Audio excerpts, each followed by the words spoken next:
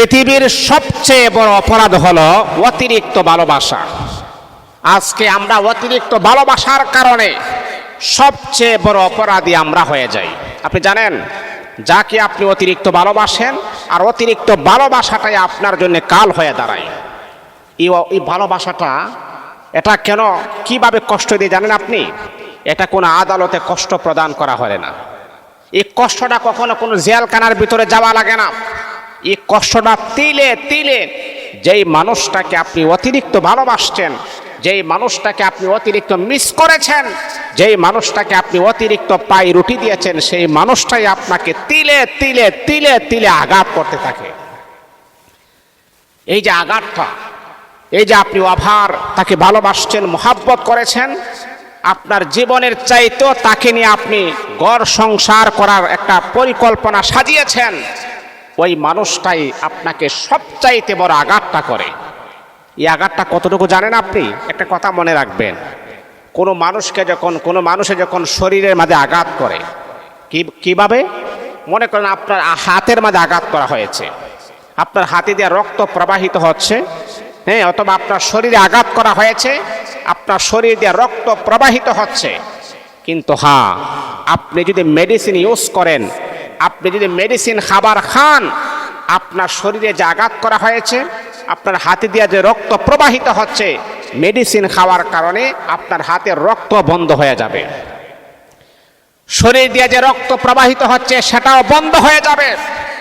কিন্তু হ্যাঁ, মনে রাখতে হবে, একটা কথা মনে রাখতে হবে, আপন মানুষ যাকে আপনি সবচাইতে বেশি আপন করে নেওয়ার চিন্তা চেতনা আপনার ভিতরে ছিল, ওই মানুষটা যখন আপনাকে আঘাত করে, সেটা আপনার হাতে আঘাত লাগে না, সেটা আপনার পায়ে আঘাত লাগে না, সেটা আপনার শরীরের মাঝে আঘাত লাগে না, সেটা আপনার কলিজার ভিতরে গিয়ে ছিদ্র করে আঘাত লাগে।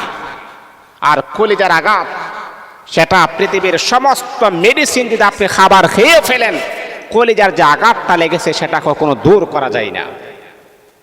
এই মানুষটা সেই আঘাতটা পাওয়ার পরে সে বাঁচবে কিনা মরবে, এরকম একটা চিন্তা চেতনা তার ভিতরে থাকে। এই মানুষটাকে আপনি দেখতেছেন সুস্থ, কিন্তু আসলে সে সুস্থ না, সে অসুস্থ হয়ে আছে। আরে ভাই, আমরা তো মনে করি কি জানেন, ক্যান্সার রোগী যখন আমাদের সামনে দিয়ে চলে যায়, তখন আমরা মনে করি আরে এই মানুষটা তো মরে গেছে। কিন্তু আপনি জানেন, যেই মানুষটাকে তার প্রিয় মানুষ অহরহর কষ্ট প্রদান করে, সেই মানুষটা ক্যান্সারের চাইতে আরো ভয়ঙ্কর শরীর নিয়ে সে জমিনের ভিতরে হাঁটাহাঁটি করে। সে তো ক্যান্সারের চাইতে আরো বড় রোগী, কিন্তু সমাজ, রাষ্ট্র সেটাকে প্রাধান্য আমরা দিই না। এই জন্যে আমি আপনাদেরকে বলবো, সম্পর্ক যখন আপনি করবেন তখন বুঝে শুনে করবেন, যাতে করে এই রকম হসুর যেন আপনার জীবনে যেন না চলে আসে। এ আমার মা, আমি আপনাদেরকে বলছি, সময় মতো আপনাদের বিবাহ হবে, হালালভাবে বিবাহ হবে, কিন্তু সম্পর্ক জড়িয়ে আপনার সুন্দর লাইফটাকে আপনি তছনছ করে দিবেন না।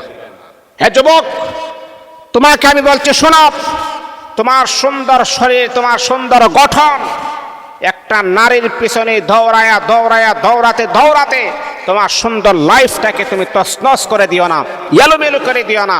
কারণ তোমার এই সুন্দর জীবনের অনেক দাম। তুমি জানো, তোমার জীবনটা কাবা শরীফের গিলাফের চাইতে আরো সম্মানিত করেছেন আমার আল্লাহ পাক রব্বুল আলামিন। তাহলে একটা নারীর পিছনে দৌড়ায়া তোমার এই সুন্দর জীবনটাকে বিলীন করে দিবা, এটা কখনো হতে পারে না।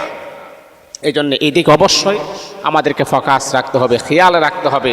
আল্লাহ পাক আমাদের সবাইকে যেন সুন্দরভাবে দুনিয়ার জীবনটাকে অতিবাহিত করে আল্লাহ পাকের রেজামন্দি হাসিল করার যেন তৌফিক দান করো।